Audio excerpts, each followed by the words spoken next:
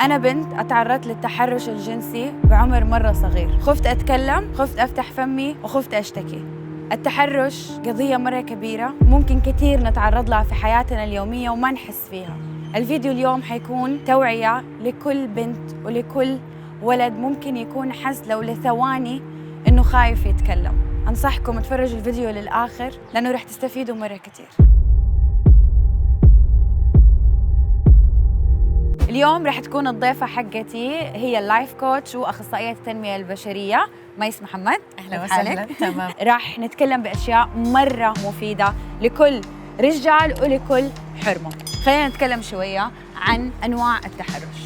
أول واحد اللي هو المعروف عنه التحرش الجسدي. التحرش الجسدي اللي هو لما أحد يلمس أي شيء بجسمك ضد الرغبة مالتك تكون، أو حتى اللي تصير إن عند الأطفال بعد، فحتى يكون ما في وعي، ما في فهم، إن حتى مو ضروري تكون رغبة، ممكن يكون الطفل مو عارف هل هذا صح، هل هذا غلط. فعندك التحرش الجسدي من أسوأ أنواع التحرش، لأنه كل الأحاسيس تكون مرتبطة فيها.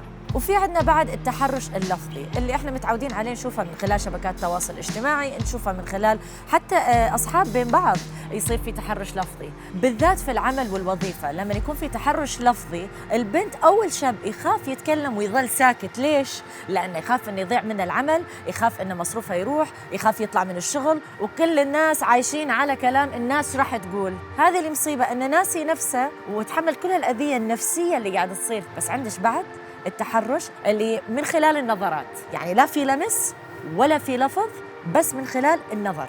وأقول أيوة تكوني ماشية ونظرات باجتماع ويقول لك أنا ما أعرف شو أسوي، لأنه هذا الشخص لا لمسني ولا كلمني، فهل هو غلطان أم لا؟ فأنا شو أسوي؟ أستحي من جسمي، أستحي من نفسي، أقول إن أنا ما أعرف شو أسوي. هنا أكبر مشكلة الخوف من إنه أقول لأحد، مثلاً أقول لأمي أو أقول لأبويا، ممكن إني أنضرب، ممكن إنه ما يصدقوني.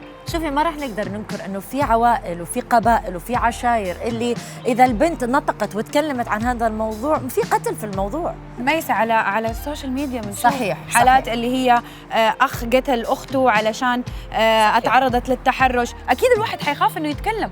أكيد. طب إيش ممكن كيف أي جرح يصير فينا شو أول شيء نسوي؟ نطهره. بالضبط. ليش؟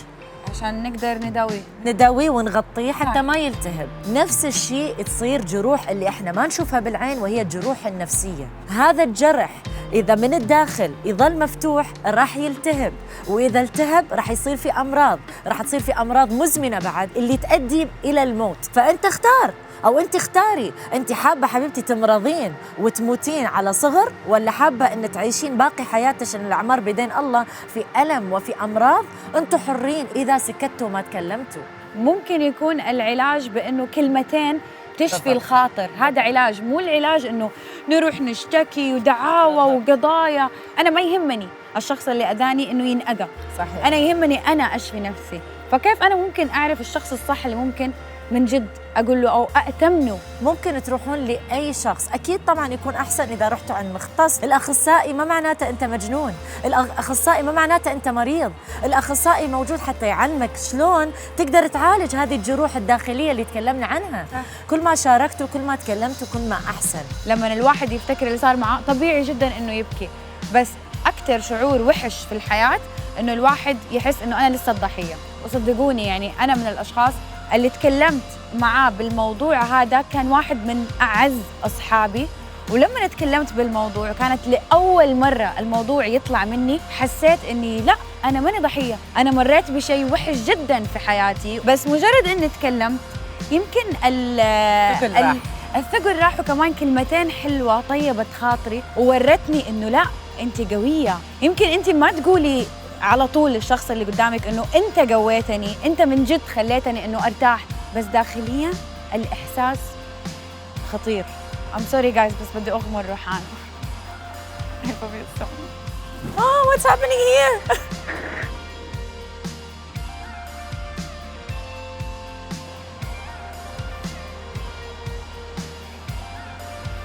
لما يكون قدامكم من جد أحد، مين ما كان يكون، حاسين من جد هذا هو الشخص الصح، اتكلموا. اخذوا هذه اللحظة بعد هذا الفيديو، بعد هذه الثانية اتكلم. صديق، استشاري، لو كان حتى في جروب موجود على شبكات التواصل الاجتماعي، أخذ هذا القرار واتخذ هذه الخطوة. بس إذا إحنا رح نضل طول حياتنا نلوم الشخص المقابل ونعطيه أعذار ونعطيه أعذار، بالضبط. على شو؟ على حسابنا إحنا، على حساب سعادتنا. أنا آسفة جدا بس أنتوا الغلطانين. فنحن ننسى المتحرش، نعالج نفسنا عشان نقدر نربي أجيال. أنا ما حرضى يوم من الأيام أربي بنتي بأنه لو أحد تحرش فيها تخاف إنها تيجي تكلمني أو تخاف إنها تيجي تصارحني، لا. وإذا كنتوا لسه ما أنتوا لاقيين أحد من جد إنه تتواصلوا معاه أو تتكلموا، ميس وأنا زي أخواتكم، كل شيء حيكون سري 1,000,000%، لأنه إذا نحن ما ساعدنا بعض ما حنلاقي أحد يساعدنا. بالضبط. ميس أنا مرة مبسوطة إنك أنت من جد معايا اليوم. دحين حنروح على فقرة الدفاع عن النفس.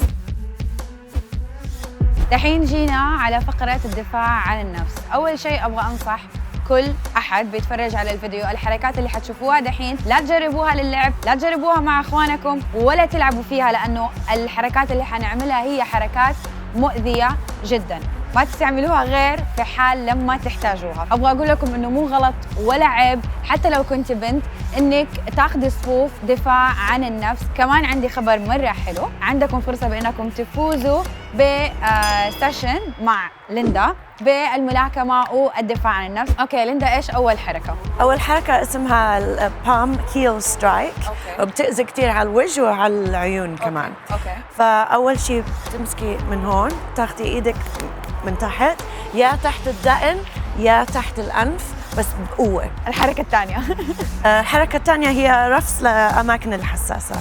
مثلا أنا ماسكاكي، أنت بترفصيني. أيوة لأن ما في قوة، وأكيد بكل قوة هو حيكون ماسكني.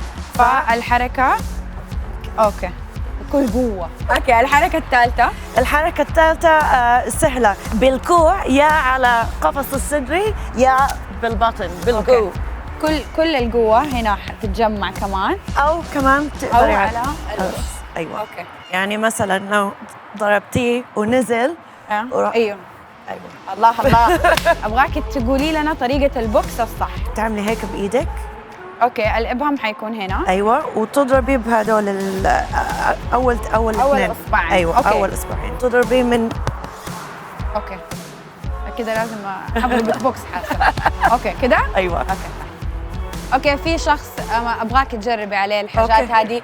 هنا مطلع لي روحي بس يزعق علينا في التصوير. روحانة حبيبي تعال تعال.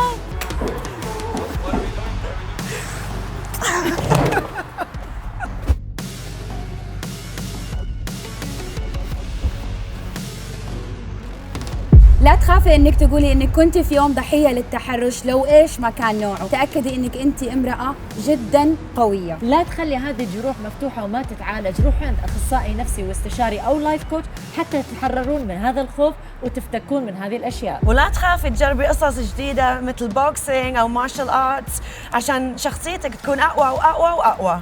واخر شيء رح نقول لكم هو 1 2 3 حبي نفسك.